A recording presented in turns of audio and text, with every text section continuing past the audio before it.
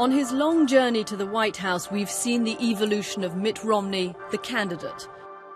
And I fought against long odds in a deep blue state, but I was a severely conservative Republican governor.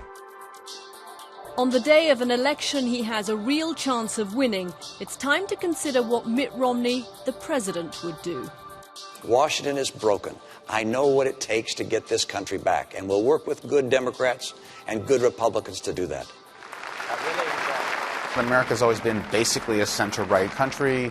I don't think that's changed much, and I don't think you'll see a Mr. Romney drag it radically to the right, because that's not really him. We don't know who the real Mitt Romney is.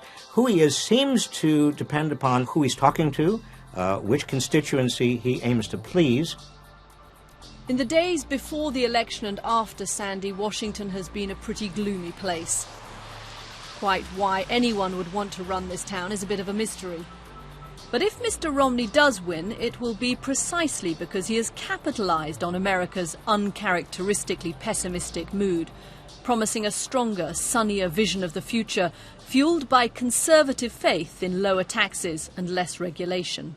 Those people in this country who want real change from day one are going to vote for Paul Ryan and myself. And I need your help doing that. How does America change if Mitt Romney is president? I think America changes in two significant ways. The first is he does try to do a tax reform that's long overdue. We haven't had a significant tax reform in the United States since 1986. And the second is, what is the future of the safety net and the old age and low-income programs? There's a very different vision there. Romney has said that he wants to return federal spending to 20% of GDP. Under President Obama, it was at 24%.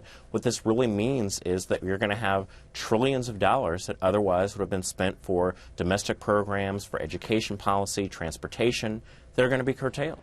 In the waning hours of his bid for the White House, Mitt Romney has pitched himself as the candidate of compromise. He talks about working with good Democrats to get America moving again.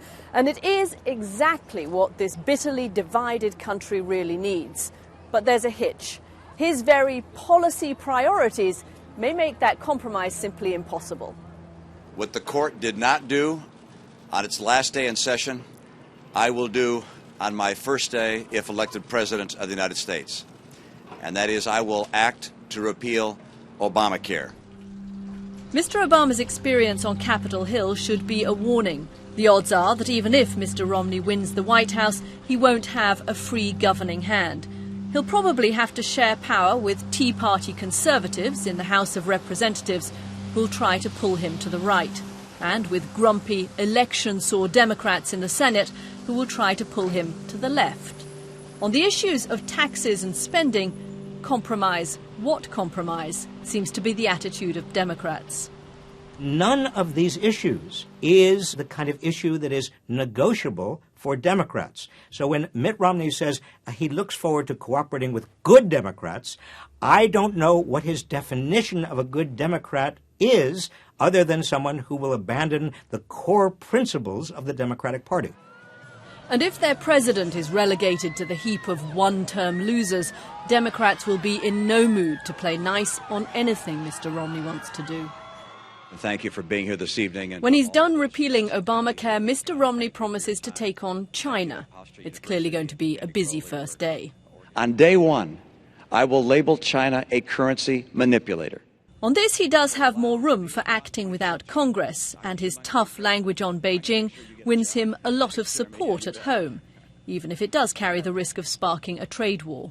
It's been a great talking point for the campaign, but I think it's a lot more difficult to deal with the manipulation of currency with the Chinese in particular, being in the Oval Office, than it is, of course, being on the campaign trail. So for day one, no. Abroad as at home, the most powerful man in the world is perhaps less powerful than he seems. Whoever wins next Tuesday must operate within a limited bandwidth. That's not to say there aren't real differences, but as Mr. Obama has found, offering whole-scale change is a promise that's hard to live up to. I think one of the ironies of this election is it's not going to matter what you want to do. It's going to be what do circumstances require that you do. So in fixing those problems, which they're going to have to do, they don't have a choice, they then get to impose their tastes in the kinds of policies we pursue. That's going to be a compromise. The forecast is dramatic. Within hours of the election, the new president will face a political storm that tests his ability to compromise. Democrats and Republicans must negotiate a budget deal by the 1st of January or send the country back into recession. How he handles that will give us a much clearer sense of what America will look like under a President Mitt Romney.